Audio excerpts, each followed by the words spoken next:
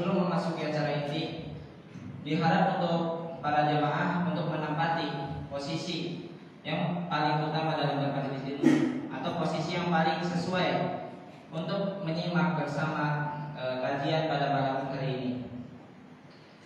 Dan yang ketiga yaitu acara inti, kajian pada malam Ahad yang akan dengan judul Rasulullah SAW Sang Guru, yang akan dibawakan oleh Ustadz kita, yaitu Ustadz Muhammad Atim LC. Waktu dan tempat kami persilakan.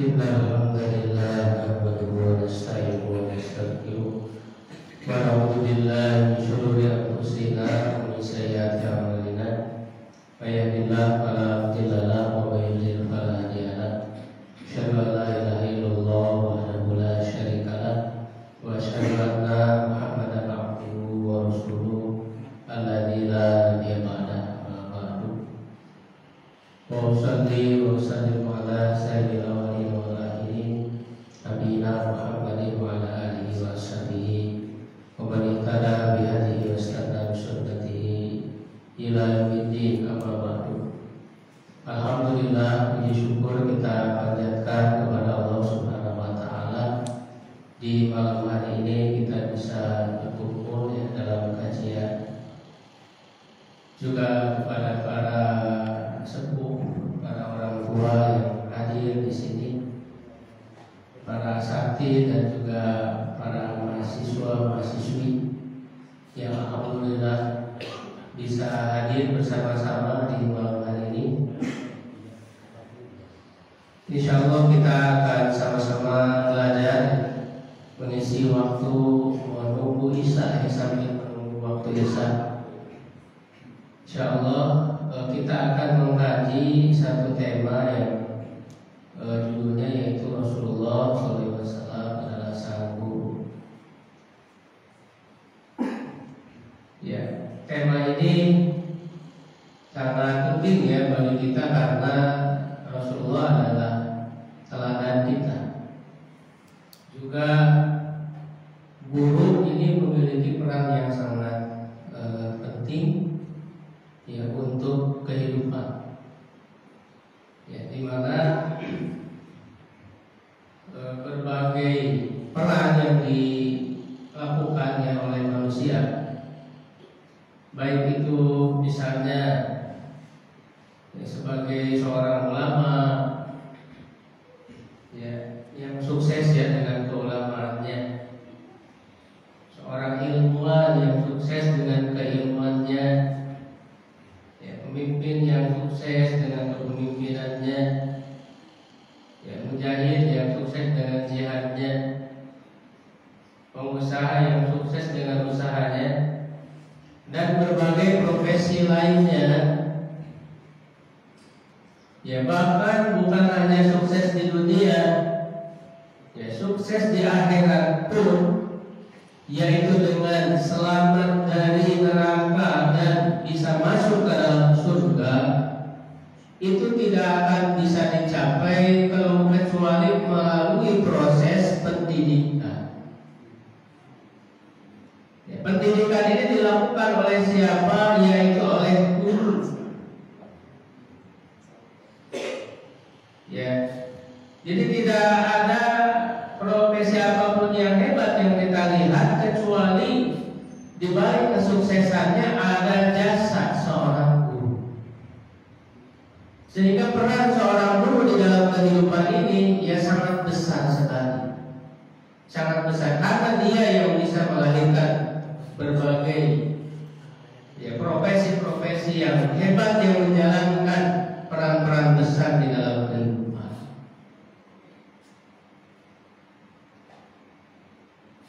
Nah, maka kita lihat misalnya dalam hadis yang Rasulullah SAW menyebutkan betapa mulianya seorang guru itu. Diriwayatkan hadisnya dari Abu Umamah Al-Bahili, dia berkata, disebutkan ya pada Rasulullah ada dua orang, salah satu hanya seorang ahli ibadah saja, dan yang satunya lagi adalah seorang alim yang berilmu. Jadi manakah keduanya yang lebih baik?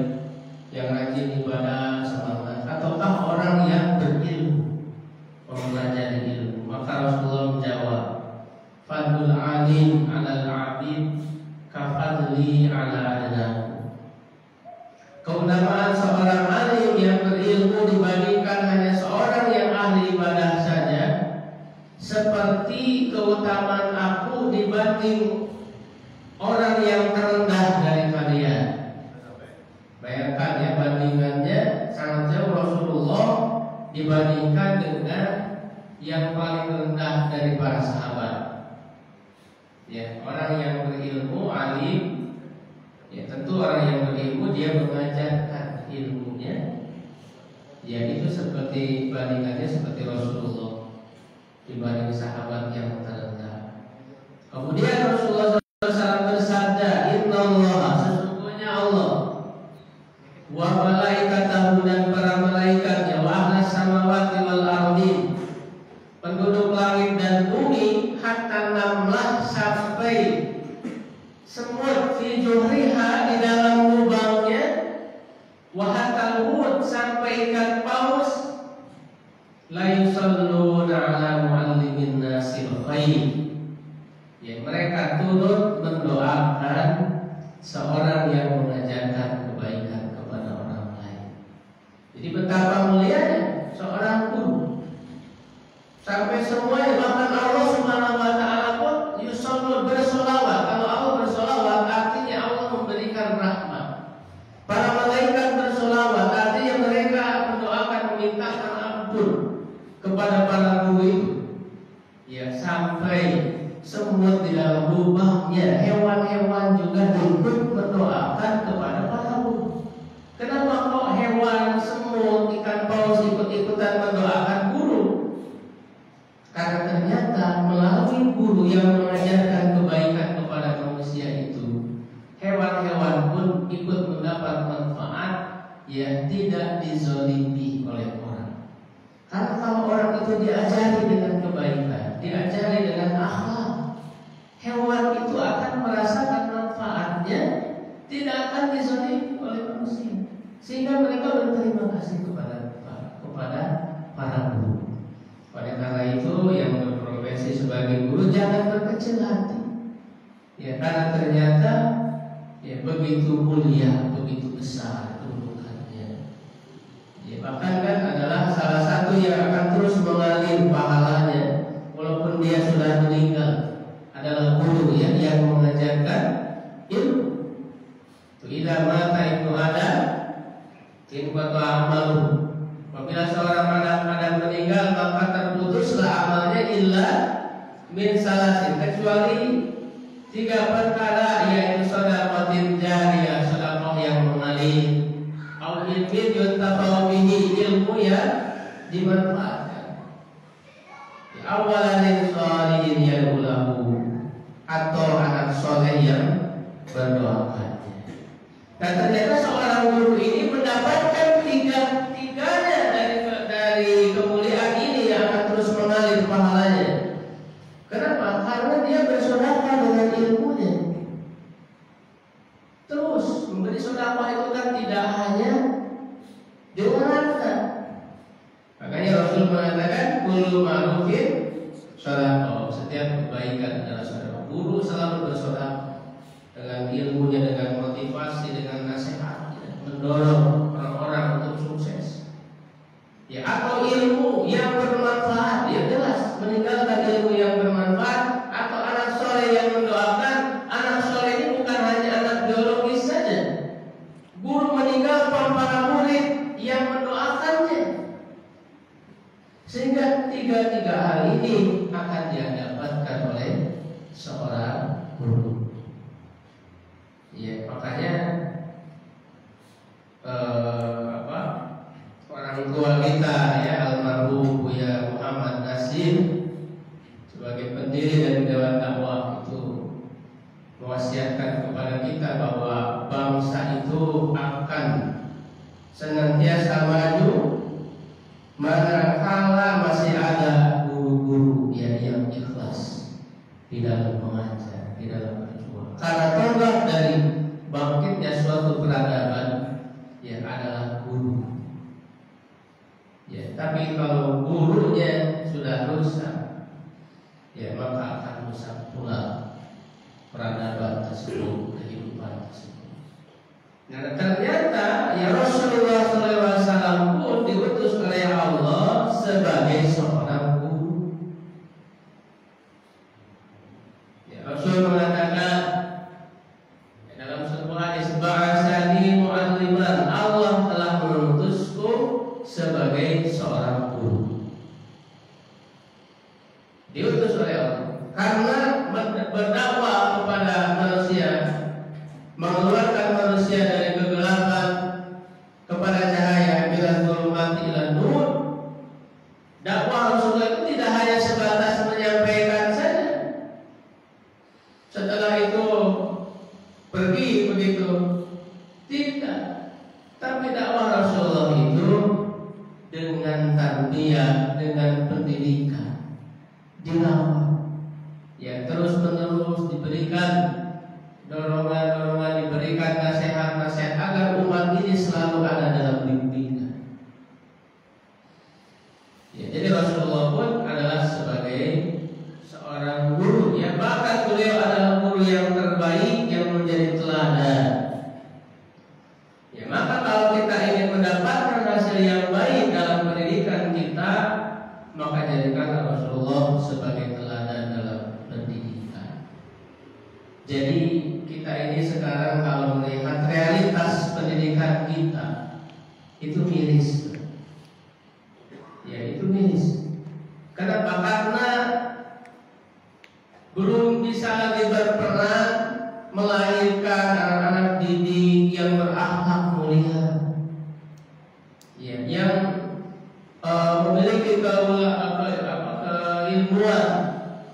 ya apalagi untuk menjadi para ulama.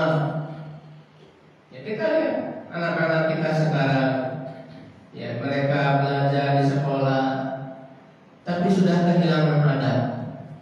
Bahkan dari bahasanya pun kita dengar dari mereka itu ya bahasa-bahasa yang kasar, bahasa-bahasa binatang, ya tidak melahirkan hasil yang baik, anak-anak yang baik. Padahal mereka adalah generasi penerus. Belum lagi dengan kenakalan remaja, gitu ya. Kita lihat anak-anak sekolah. Berarti pendidikan kita masih banyak kekurangan. Nah, sehingga kalau kita ingin memperbaiki pendidikan kita, ya tidak ada cara lain kecuali menghadirkan keteladanan Rasulullah dalam pendidikan kita. Kembali kita pelajari sosok Rasulullah sebagai guru, sebagai pendidik. Ya, lalu kita terapkan di dalam pendidikan kita. Tidak usah belajar jauh-jauh dulu lah. Pelajari Rasulullah, pribadi yang lengkap. Kita belajar ilmu pendidikan, tidak perlu kita belajar sampai ke barat, sampai ke mana gitu ya. Padahal kita punya sistem pendidikan yang terbaik yang telah diwariskan oleh Rasulullah SAW. Kadang orang-orang Islam sendiri tidak belajar bagaimana cara mendidik, metode pendidikan, sistem pendidikannya kepada Rasulullah. Malah belajar kepada yang lain-lainnya. Lihat ya, anak-anak walaupun itu namanya kampus Islam, pendidikan Islam, tapi kan yang dipelajari bukan metode pendidikan Islam. Ya, dihadirkanlah tokoh-tokoh Barat dalam pendidikannya, di antaranya ada J.J. Rousseau, gitu ya, misalnya. Pak, itu tokoh pendidikan yang dipelajari dari mereka. Padahal kalau kita lihat riwayat hidupnya, biografinya, itu tidak layak untuk menjadi teladan di dalam pendidikan. Ya, J.J. Rousseau itu punya 5 anak, 5-5-nya dibuang oleh dia. Bagaimana mungkin bisa menjadi teladan di dalam pendidikan? Padahal kita punya Rasulullah SAW yang seluruh kehidupannya adalah teladan. Ya, mari kita belajar di pertemuan yang singkat ini, mudah-mudahan menjadi inspirasi ya bagi kita semua untuk lebih mendalami sosok Rasulullah sebagai seorang guru, sebagai seorang pendidik. Karena kita semua adalah pendidik. Ya, minimal mendidik diri kita, keluarga kita, ya, teman-teman kita dan sebagainya. Nah, maka Rasulullah adalah teladan dalam segala hal yang lengkap. Bagaimana di surah Al-Ahzab ayat 21, laqad kana lakum fi Rasulillah uswatun hasanah. Sungguh di dalam diri Rasulullah itu adalah suri tauladan yang baik. Bagi siapa? Bagi orang yang berharap kepada Allah, hari akhir, dan selalu mengingat Allah. Ya, banyak mengingat Allah. Kalau kita masih punya harapan dengan realita yang kita hadapi sekarang yang banyak kekurangan dan sebagainya, maka tidak ada cara lain. Ya, harapan yang kita gantungkan kepada Allah untuk memperbaiki kondisi ini selain dengan mengikuti, ya, meneladani Rasulullah. Itulah caranya. Ya, itu cara memperbaiki ini. Karena Rasulullah itu adalah teladan yang lengkap. Beliau sebagai guru, sebagai suami, sebagai ayah, ya, sebagai pemimpin di masyarakat, dan sebagai pribadi yang sangat lengkap. Nah, tentu beliau sebelum menjadi guru, ya, sebelumnya menjadi murid dulu yang baik. Ya. Siapa yang menjadi guru bagi Rasulullah? Yaitu malaikat Jibril alaihissalam yang diutus oleh Allah untuk mendidik. Ya, bahkan pendidikan Islam bermula di suatu tempat yang sangat sempit. Ya, yaitu di mana? Di Gua Hiro. Gua Hiro itu hanya berapa? Panjangnya sekitar 1 meter mungkin, 1 meter lebih ya, dan lebarnya hanya sekitar 1,5 meter. Hanya muat untuk 1 orang. Gua Hiro itu di tempat yang kecil itulah dimulai pendidikan pertama ketika Rasulullah, ya, sedang beruzlah di situ. Ya, maka datanglah malaikat Jibril yang mengajarkan kepada Nabi Muhammad SAW. Ya, dengan turunnya ayat-ayat yang pertama, ya, surat Al-Alaq ayat 1-5. Iqra, suruh membaca.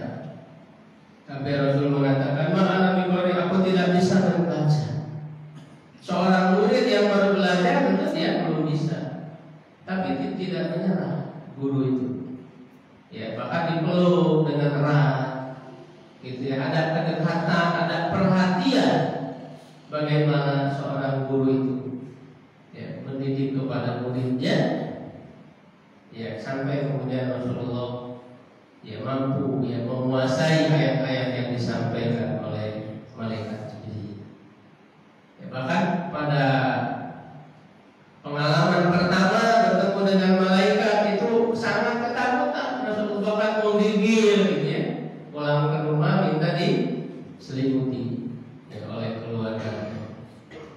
Begitu. Ya, mungkin kalian di para mahasiswa, mahasiswi sebagai murid, pas pertama ketemu dengan guru takut, ya, belum pernah menggigil, ketakutan, ya, dengan guru yang killer, gitu ya.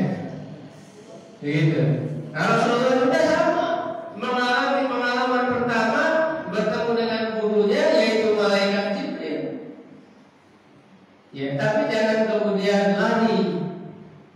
Ya dari guru itu, karena guru itu segala apapun tujuannya baik insya Allah.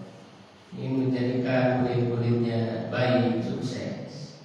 Ya karena kalau makanya nanti salah satu sifat guru itu juga nadhiran, memberi peringatan. Harus ada ketegasan. Kalau guru tidak tegas ya muridnya nanti malah ngelunjak gitu. Ya. Nah ada sifat utama yang beliau miliki sebagai seorang murid, yaitu semangat dalam belajar dan menjaga adab kepada guru. Ini dua, paling tidak dua kunci kesuksesan sebagai seorang murid. Di mana semangatnya kita lihat sampai Allah mengatakan kepada Nabi Muhammad ketika disampaikan wahyu oleh malaikat Jibril kepada Rasulullah, ya saking semangatnya beliau terburu-buru ingin menguasai, ingin menghafal ayat-ayat yang disampaikan. Ya sampai Allah Subhanahu wa taala menegur, wala tuharrik bihi lisanaka litajala bihi. Ya, jangan kau terburu-buru menggerakkan mulutmu untuk menguasai ayat Al-Qur'an. Ya, yang disampaikan oleh malaikat Jibril, inna alaina jam'ahu wa Qur'an, kata Allah, sesungguhnya kami berkewajiban untuk menjadikan kamu itu hafal terhadap Al-Qur'an. Inna alaina dan juga cara membaca yang benar dan juga memahaminya. Inna alaina bayana. Ya, kami berkewajiban untuk menjelaskan Al-Qur'an agar kamu paham. Ya, di dalam surat lain juga, dalam kalau tadi di surat apa? Al-Qiyamah ya. Di dalam surat lain, di dalam surat Toha 114 juga Allah mengatakan wala ta'jal bil Qur'an min qabli an yuqda ilaika wahyu. Jangan tergesa-gesa dengan Al-Qur'an sebelum diselesaikan wahyunya oleh malaikat Jibril itu. Ya, wa qul rabbi zidni ilma, dan katakanlah berdoalah ya Rabb tambahkanlah untukku ilmu. Para ulama menjelaskan, para ulama tafsir menjelaskan ini menunjukkan Rasulullah sangat semangat di dalam belajar, sangat bersungguh-sungguh di dalam belajar. Ya, itu teladan Rasulullah di dalam belajar, dan juga kemudian ada di situ diajarkan ya, bagaimana ada belajar yang baik. Ya, dan itu ya sangat dijaga oleh Rasulullah SAW. Ini kuncinya. Karena kalau guru sudah tidak lagi dihormati, maka rusaklah pendidikan itu. Ya, apalagi di dalam pendidikan itu sifatnya hanya transaksional. Ya, guru dibayar gitu ya agar mendidik, bahkan para orang tua itu banyak menuntut kepada guru, menyalahkan guru dan sebagainya sebagai pekerja yang dibayar. Nah, ini rusak pendidikan. Ya, padahal tonggak kesuksesan di dalam pendidikan itu adalah guru. Kalau guru tidak lagi dihormati, rendah derajatnya, bahkan tidak dihargai, maka rusak pendidikan. Jangan berharap para orang tua itu bisa berhasil anak-anaknya. Ya, kalau guru diperlakukan seperti itu. Ya, puncaknya ada pada guru.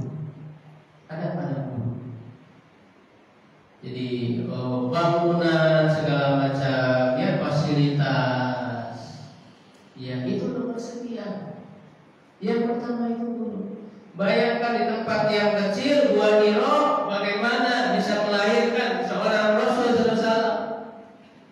Jadi fasilitas bukan ukuran, semuanya kembali kepada guru. Sebagus apapun itu kurikulum dan sebagainya, kalau gurunya tidak berkualitas, ya tidak akan berhasil. Maka kalau kita lihat apa tugas Rasulullah, ya sebagaimana disebutkan dalam ayat ya surat Al-Jumu'ah ayat 2, juga nanti di surat Al-Baqarah 151, itu ada 3 tugasnya: membacakan ayat-ayat Allah, ya, mensucikan jiwa, mengajarkan Al-Quran dan Sunnah. Ini kan tugas guru. Tugas Rasulullah itu tugas guru, maka Rasulullah adalah guru. Ya, walladzi ba'atsa fil ummiyina rasulan minhum yatlu 'alaihim ayatihi, membacakan ayat-ayatnya, menyampaikan ayat. Makanya ya Al-Quran dulu. Bahkan ini menjadi kurikulum pendidikan. Sebelum anak diajarkan apa-apa tentang kehidupan dunia, ajarkan dulu Al-Quran, perdengarkan. Bahkan sejak anak masih ada di dalam kandungan pun perdengarkan, karena ketika telinganya sudah berfungsi, perdengarkan ayat Al-Quran. Ya, apalagi ketika sudah lahir ke dunia, bacakan ayat. Guru itu membacakan, mendiktekan, bertalaki Al-Quran. Ya. Jadi sistem dalam pendidikan Islam yang dicontohkan oleh Rasulullah SAW tentu adalah mendahulukan urusan akhirat sebelum dunia. Tadi kita kan orang tua udah banyak khawatir dengan dunia gitu. Anak saya belum bisa ini, belum bisa itu.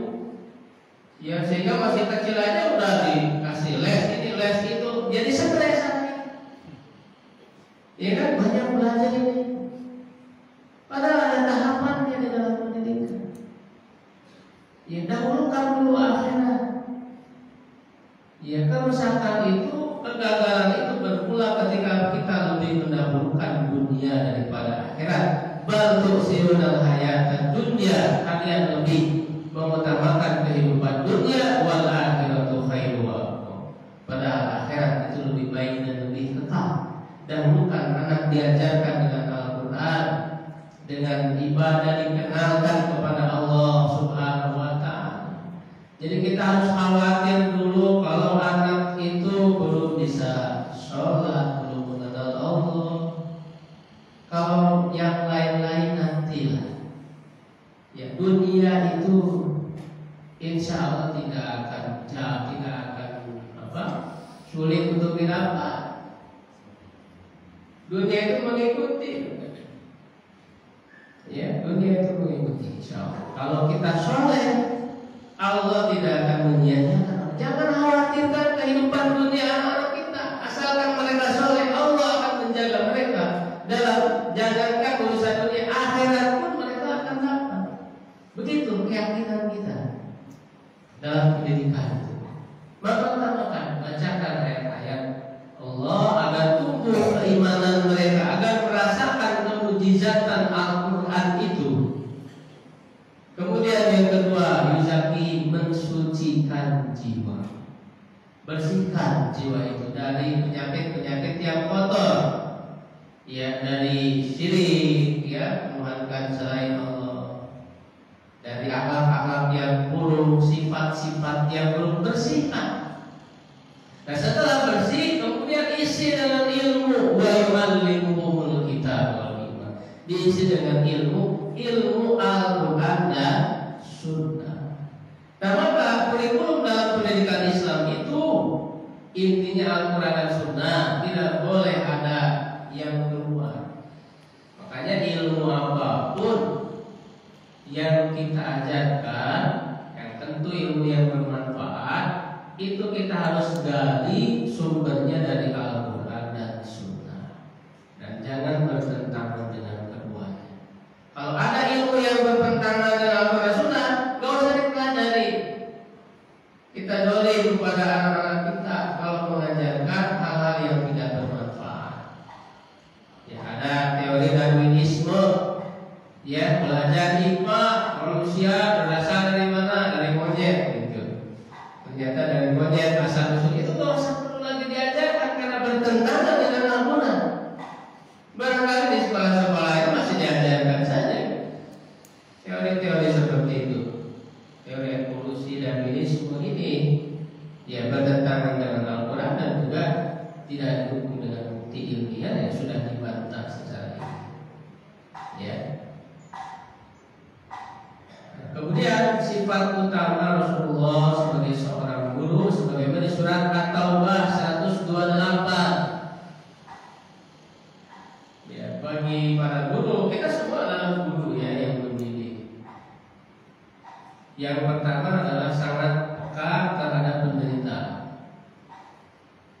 Jadi tidak merasa berat kalau umatnya, para sahabatnya itu kesulitan. Jadi tidak mau menyulitkan. Itu yang pertama.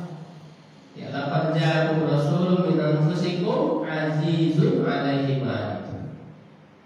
Jadi Rasul itu nggak bisa kalau umatnya menderita, baik penderitaan di dunia bahaya. Ya. Makanya Islam ini dan Rasulullah sebagai penyampainya, ya tidak ada yang memberatkan. Ajaran Islam ini seluruhnya adalah mudah. Ya inna din yusr, inna hada din yusr. Sesungguhnya agama ini mudah. Yuridullahu bikumul yusra wa la yuridu bikumul usra. Allah menginginkan kemudahan. Tidak ada syariat Islam ini yang sulit. Ya, orang kalau nggak sholat nggak bisa berdiri kan bisa duduk. Tidak bisa duduk, berbaring dan seterusnya. Ada kemudahan. Ya. Kemudian yang kedua, harisun alaikum. Ya, sangat bersungguh-sungguh ya peduli di dalam mendidik. Jadi sangat ingin umatnya ini selamat, ya mendapatkan kesuksesan baik di dunia ataupun di akhirat. Makanya kan perumpamaannya itu Rasul itu seperti apa namanya, memperingatkan ada serangga yang mendatangi api. Ya, jadi kalau ada api itu serangga itu pada datang ya, pada mendekati, padahal itu akan mencelakakan dia, akan membakarnya. Ya, jadi memperingatkan agar jangan mendekat, memperingatkan manusia agar jangan mendekati api neraka. Ya, anfusakum wa ahlikum. Nah, begitu. Makanya beliau itu sangat ya ingin umat ini bisa selamat, bahkan sampai nanti menunggu di akhirat. Ya, ketika melewati jembatan di atas neraka ya, Rasulullah itu diseberang ya, karena beliau yang pertama kali melewati, berdoa kepada Allah, ya Allah selamatkan umatku. Allahumma sallim. Betapa besarnya kecintaan Rasulullah kepada umatnya. Ya, bahkan kan ketika mau wafat pun yang Rasul ingat apa? Umat ya, umatku. Sangat memperhatikan umatnya. Nah, kita sebagai umatnya, ya, kenapa seringkali lupa pada Rasulullah, mengabaikan pengajaran? Padahal Rasulullah sangat peduli kepada kita. Dan yang ketiga, sangat berbelas kasihan dan penyayang, ya, Rabbil mu'minina raufur rahim. Ya, sangat berbelas kasihan, penyayang. Ya. Ini sifat utama ya sebagai seorang guru ya, sehingga beliau mendapat keberhasilan yang luar biasa di dalam pendidikannya. Ini gambaran misalnya bagaimana interaksi Rasulullah dan para muridnya yang penuh dengan kasih sayang, tidak keras, ya, memaafkan. Karena yang namanya murid macam-macam lah karakternya. Ya, apalagi menghadapi orang-orang Arab Badui yang adabnya itu sangat buruk. Jadi Rasulullah itu berjalan, tiba-tiba datang orang Arab Badui dari belakang ditarik, ya, baju Rasulullah itu. Tapi Rasul tidak mau. Itulah sebagai seorang guru itu harus bisa bersabar menghadapi murid-muridnya, memaafkan mereka, memohonkan ampun kepada mereka. Ya. Peran sebagai guru juga beliau sebagai saksi, karena dia di akhirat itu menjadi saksi terhadap umatnya. Ya, guru juga akan menyaksikan murid-muridnya setelah melalui pendidikan bagaimana nanti ya berikutnya ya kehidupannya, ya akhlaknya dan sebagainya. Memberi kabar gembira, memotivasi, ya, dan memberi peringatan. Harus diingat, guru juga bukan hanya memberikan kabar gembira, kesenangan, ya, tapi juga sebagai pemberi peringatan, ya, memberikan peringatan. dari yang mengajak kepada Allah yang perintah yang benar. Jadi ada beberapa contoh bagaimana Rasul mendidik ya, misalnya mendidik istri-istri beliau. Yang tentu beliau melakukan pendidikan itu secara lengkap, tidak hanya kepada umat, kepada para sahabat, bahkan yang paling utama kepada keluarga. Mendidik mendahulukan kepada keluarga dulu. Sampai pernah ada ayat yang turun yang memerintahkan untuk Rasulullah itu menceraikan istri-istrinya jika mereka menginginkan dunia. Karena pernah kan istri-istri Rasul itu protes pada Rasul, ya ingin mendapatkan uang yang lebih, ya nafkah yang lebih, gitu ya. Protes kepada, karena kan memang misalnya ada ghanimah, ya ada masa terang dan sebagainya. Sampai turun ya ayat di dalam surat Al-Ahzab, ya ayuhan nabi qul li azwajika, wahai nabi katakan kepada istri-istrimu, in kunna turidna hayatad dunya, jika kalian menginginkan kehidupan dunia, fata'alaina, maka sini kemari, ya usarrihunna sarahan jannah, aku akan ceraikan kalian dengan cara yang baik. Tapi kalau menginginkan kehidupan akhirat, menginginkan Allah dan Rasulnya, ya maka silahkan. Maka ditawarilah satu persatu ya istri-istri Rasulullah itu, dimulai dari Aisyah. Kata Aisyah, dan Rasul suruh bermusyawarah dengan orang tuamu sana, kamu mau milih mana? Kata Aisyah, masa saya harus bermusyawarah dalam urusan ini? Ya jelaslah saya memilih Allah dan Rasulnya. Kata Aisyah. Ya, kata Aisyah, jangan kau beritahukan kepada istri yang lain bahwa aku telah memilihmu. Ya, tapi Rasulullah menolak. Ya, kenapa? Karena tidak ingin memberatkan. Kalau istri-istri lain nanti nanya apa pilihannya Aisyah, ya bisa aku sembunyikan, kata Rasulullah. Akan kasih tahu mereka. Ya, maka Rasul mengatakan, Inna Allah lam yab'asni mu'annitan wa lam muta'annitan. Sesungguhnya Allah tidak mengutusku sebagai orang yang menyulitkan dan menyakiti, walakin ba'asani mu'alliman muyassiran, tetapi mengutusku sebagai seorang guru yang memberi kemudahan. Nah, itu salah satu bentuk bagaimana Rasul mendidik ya istri-istrinya. Dan luar biasa, Rasul walaupun istrinya banyak, semuanya terdidik, semuanya jadi salehah, menjadi teladan. Ya, begitu. Kita cuma istri satu, ya itu belum punya. Ya, tapi belum bisa mendidiknya ya. Ya, Rasul itu luar biasa, walaupun istrinya banyak, tapi semuanya terdidik. Ya, walaupun istri-istri Nabi itu juga manusia, punya rasa cemburu, gitu ya. Punya rasa cemburu. Tapi kalau ditawari supaya cerai, mereka tak mau. Ya, walaupun ada cemburu dengan istri-istri yang lain. Kenapa? Karena mereka mendapatkan sosok suami yang tidak tertandingi. Jadi itu kuncinya ya bagi para bapak yang ingin memiliki istri lagi, gitu ya. Kuncinya itu ya menjadi sosok lelaki bagi istrinya yang tidak ada tandingan. Gitu. Ya, juga kepada para sahabat ya.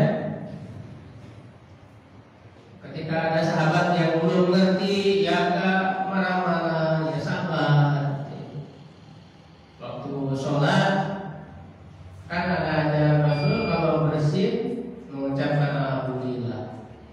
Di waktu sholat ada yang bersih alhamdulillah, dia belum tahu. Sampai sahabat lain itu marah kepada orang. Tapi Rasul sabar, dia ajarkan. Bahkan sampai ada sahabat yang sangat tidak beradab datang ke masjid, kencing di masjid. Sahabat sudah marah mau dipukuli, tapi Rasul sabar. Biarkan dulu, biar selesai dulu.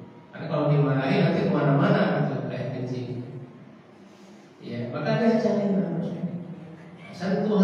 luar biasa dari pendidikan Rasulullah, sehingga melahirkan hasil didikan yang sangat luar biasa. Generasi sahabat sebagai generasi terbaik, khairul qurun, itu hasil didikan Nabi. Maka perlu bagi kita belajar manhaj pendidikan.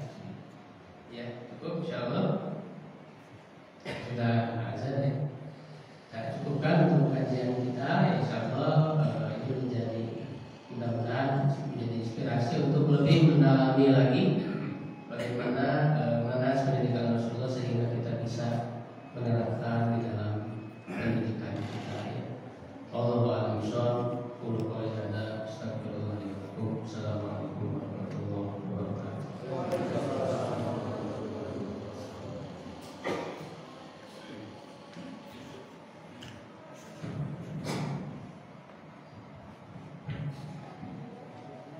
Syukran wa jazakumullah khairan kepada Ustaz Hakim yang telah menyampaikan materi kepada kita. Di mana materi ini sangat menarik untuk kita renungi bersama-sama.